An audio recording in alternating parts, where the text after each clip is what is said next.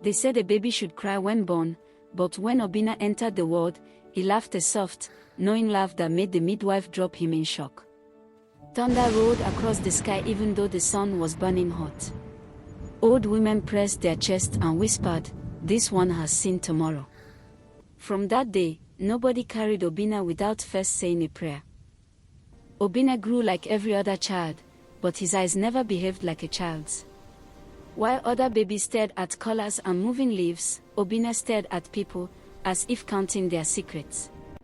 Sometimes he would point at an elder and smile sadly, like someone greeting an old friend who had forgotten him. His mother, Ngozi, often woke up at night to find her baby sitting upright, murmuring words that sounded older than the village shrine. Before he learned to walk, Obinna learned to speak, but not the way children do. One evening, while women roasted corn by the fire, the baby suddenly said, "The river moved last night because it was hungry." Everyone froze. That river had flooded hours earlier, destroying farms. No one had spoken about it near the child. Silence swallowed the firelight. As days passed, Obinna began to speak in riddles. He would say things like, "The goat you lost is behind the broken iroko," or "Do not eat the yam from the third barn." Each time, his words proved true. Goats were found. Poisoned yams were discovered. Fear replaced wonder, and wonder turned into whispers. Children avoided Obinna. When he crawled toward them, they ran. Mothers pulled their babies closer. Elders met in hushed circles, shaking their heads. "No child should know what the dead know," one elder said. Another spat on the ground and replied, "This one did not come alone." Ngozi loved her son, but even she was afraid. One night, as she rocked him, Obinna touched her face and said softly, "You cried like this the day your mother died." Ngozi screamed and dropped him. Her mother had died before Obinna was born. No one had ever told him that story. Word spread fast. In Nigerian villages, stories run faster than harmattan wind. Soon, people claimed Obinna was a reincarnated elder, sent back because the ancestors were angry. Others said he was a messenger, while some believed he was a punishment.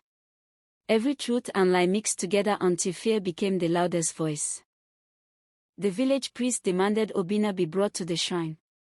"If he belongs to the ancestors, they will claim him," he declared. Ngozi refused.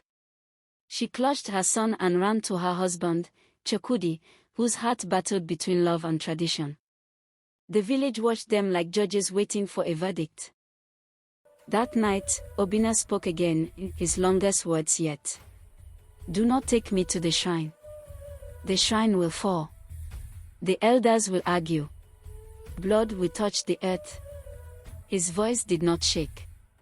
It sounded tired, like someone repeating a lesson no one ever learns. The next morning, two elders quarreled violently at the shrine over a forgotten land dispute. In the struggle, a sacred pot shattered, spilling red palm oil across the ground like blood. The priest collapsed in fear.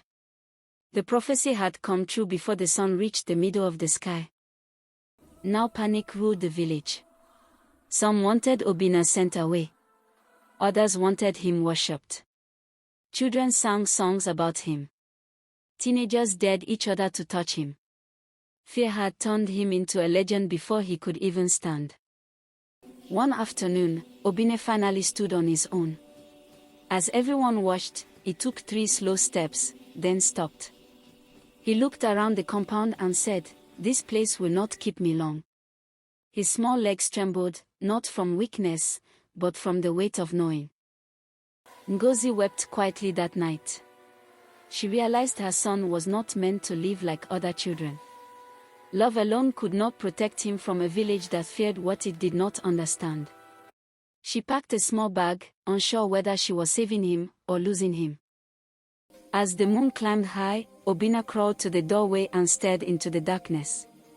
"Some journeys begin before the feet are ready," he whispered.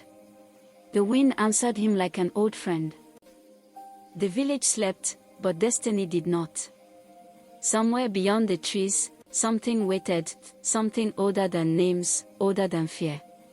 And the child who was older than the elders was about to choose his path. If you were Ngozi, would you have stayed or run? He spoke about deaths that hadn't happened yet, flushed face. This child knew village secrets older than the elders. What if your baby remembered a life before you? Some children are born, some return. Wisdom is powerful. Until it scares people. Would you protect him or fear him?